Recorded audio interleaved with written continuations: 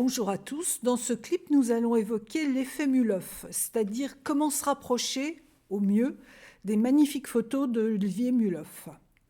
Je vous propose de travailler en 3 temps. D'abord, un rapide tour d'horizon sur la prise de vue, parce qu'il faut faire ces photos shooter avant de les monter. Deuxième partie, l'assemblage. Comment, sur Photoshop, je vais pouvoir produire ces fameux effets Mulhoff. Et troisième partie, les ajustements, comment améliorer une photo Mulhoff. A tout de suite. Alors au niveau de la prise de vue, pour ceux d'entre vous qui ont déjà vu des photos Mulhoff, vous avez remarqué que le sujet est central. Ce qui veut dire que la prise de vue va tourner à 360 degrés autour de notre sujet. L'astuce, c'est d'être toujours à la même distance du sujet. Si je choisis de tourner à environ 10 mètres, je suis à 10 mètres tout le temps. Et de se déplacer à chaque fois d'environ 15 degrés et de refaire une prise de vue. Je me déplace de 15 degrés, je fais une prise de vue. Je me déplace de 15 degrés, je fais une prise de vue, etc., etc. Ça veut dire concrètement environ 20-24 photos pour obtenir le résultat. Et pour ceux qui se posent la question, oui, on peut le faire à main levée, et oui, c'est mieux de le faire sur trépied, de sorte d'être toujours à la même hauteur. La première phase de notre assemblage va consister à regrouper tous nos clichés sur un seul et même onglet. Alors il y a 2 façons de faire. Soit vous choisissez Fichier, Importer et incorporer, et vous allez chercher vos images, par exemple la 17. Et dans ce cas-là, l'image va être barrée, entre guillemets. Il ne faut pas oublier d'appuyer sur Enter pour libérer l'image. Ça, c'est la première technique. La deuxième technique, c'est d'ouvrir toutes vos images dans des onglets différents les uns des autres, d'aller dans Fichier,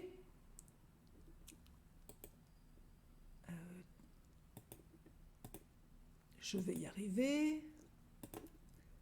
Ah oui, parce que c'est l'arrière-plan.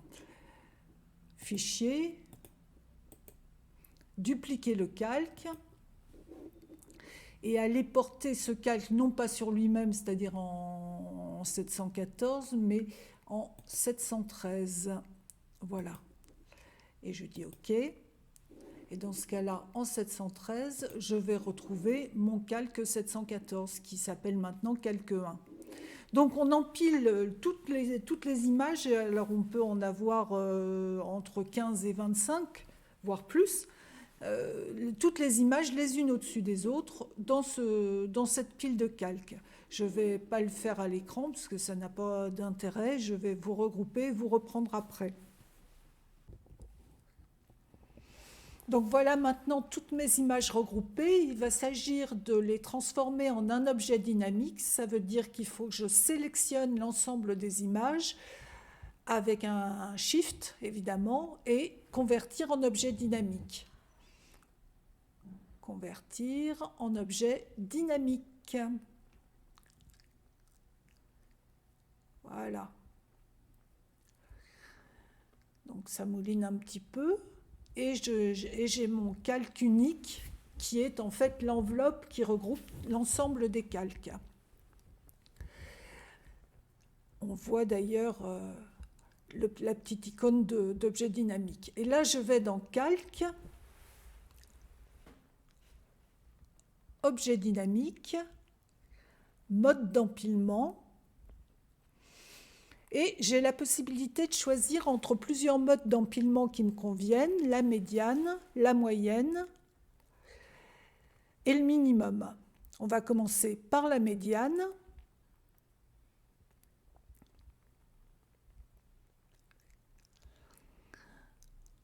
Moi, je conseille toujours de commencer par la médiane parce que c'est en fait celle qui rend en général les meilleurs résultats. Donc ça va être la première hypothèse de travail. On mouline sur la médiane et on va voir le résultat qu'elle nous propose, cette fameuse médiane. Voilà. Donc une image qui est tout à fait impressionniste, ce qu'on souhaitait avec l'effet Muloff, un peu fade malgré tout, donc on va aller dans quelques de réglages variantes. Voilà. Et on va tirer sur les curseurs, un petit peu de saturation aussi. Voilà, pour obtenir un résultat un peu plus peps qui va sans doute nous satisfaire mieux.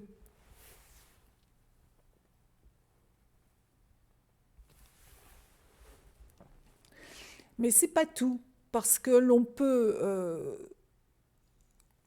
tester les autres modes d'empilement. Donc pour ça, je vais aller dans Image, dupliquer l'image. Voilà. Donc je vais l'appeler directement minimum, puisque je vais tester le minimum.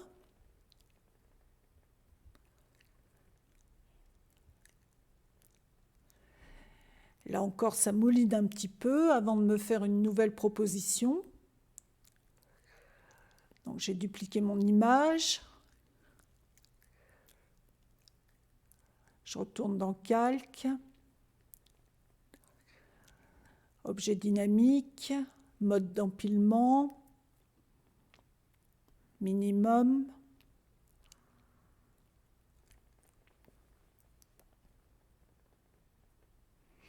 Et là, j'ai une image qui est très très sombre, donc je vais tout de suite dans les calques de réglage apporter de la luminosité à tout ça.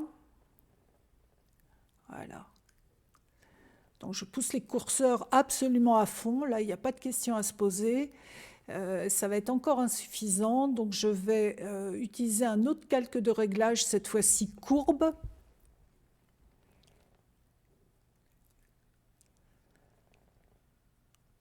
Et je vais me saisir de la petite pipette, voilà, et je remonte au maximum mes tons foncés, voilà.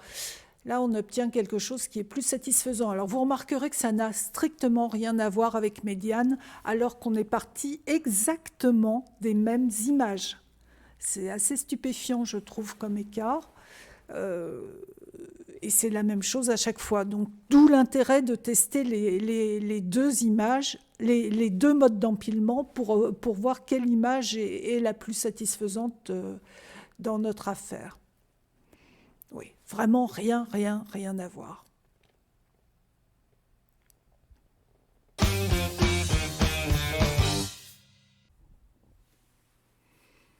On vient de voir ensemble le principe général de montage d'une image Muloff, comment empiler la pile de calque. Maintenant, on peut se dire que cette image est améliorable. Notamment, là, les petits personnages me plaisent pas beaucoup, les parties rouges me plaisent pas beaucoup. Alors, comment est-ce que je vais faire pour traiter de tout ça? Eh ben, je vais aller dans mon objet dynamique et je vais double-cliquer dans la vignette. Si je double-clique, cela va m'ouvrir la pile de calque dans sa totalité. Voilà, ma pile de calque, et je vais pouvoir modifier tout ce qui ne me plaît pas, notamment avec l'outil supprimer. Donc là, pas grand-chose qui me gêne, donc je la laisse. Celle-là, peut-être faudrait-il... Je vais prendre le correcteur localisé et je vais mettre un calque vierge au-dessus et je vais effacer le rouge qui est là, voilà. Même si le résultat n'est pas à la hauteur, l'image en elle-même n'aurait aucun sens, mais pris dans l'ensemble, ça fonctionnera très bien. Donc ça vient là, ok. J'éteins ces deux-là. Là, je la laisse telle quelle, très bien. Là, je la laisse telle quelle. Celle-ci aussi, très bien. Là, je vais peut-être supprimer, je suis là, je vais peut-être supprimer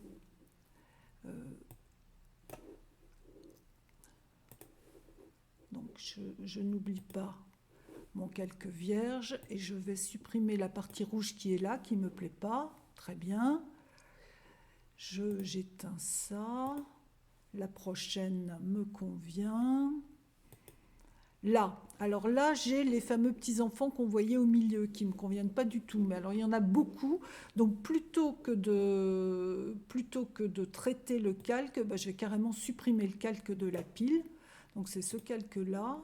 Et je dis que je le supprime. Voilà. Le calque suivant, j'ai un petit peu de rouge dans le bas qui ne me plaît pas. Donc, je vais le supprimer. Voilà. Très bien. J'éteins. Là, j'ai encore du rouge qui ne me plaît pas. Donc, un calque vierge. Et je supprime cette partie rouge, là, là, voilà.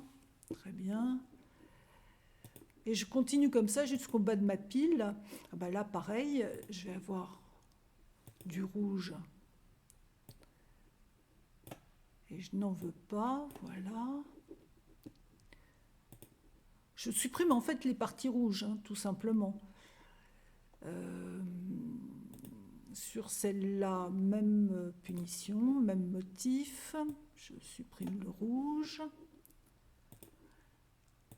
Voilà, là, pareil. Donc un calque vierge et l'outil supprimé. Parfait, j'éteins les deux. Là, j'ai mon petit anoracle là à gauche qui ne me plaît pas, donc je vais le supprimer. C'est un peu fait à l'arrache, mais vous allez voir que le résultat conviendra très bien. Et là, j'ai encore du rouge. J'ai du rouge des deux côtés, donc du rouge sur la petite dame assise là, et du rouge sur l'anorak ou le manteau du monsieur, je ne sais pas. Voilà, parfait. Et celle-là me convient, donc je n'y touche pas. Alors une fois que j'ai fait tout ça, pour que ça soit pris en compte, d'abord il faut que je rallume toutes mes images, et ensuite, une fois que toutes mes images seront rallumées, il va falloir que je fasse une sauvegarde pour que ça vienne s'implémenter sur mon image principale. Donc là, je rallume toutes mes images, voilà.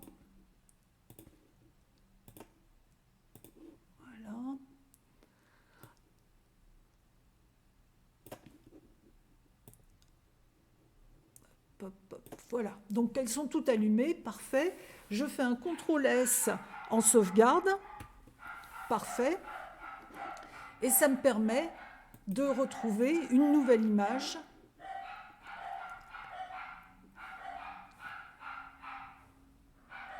Vous voyez, ça met à jour mon objet dynamique et le petit personnage a disparu.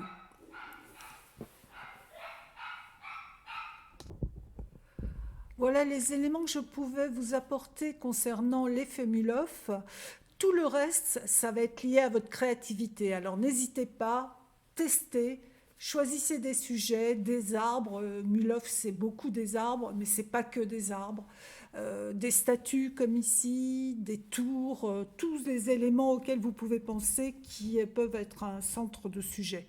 À bientôt.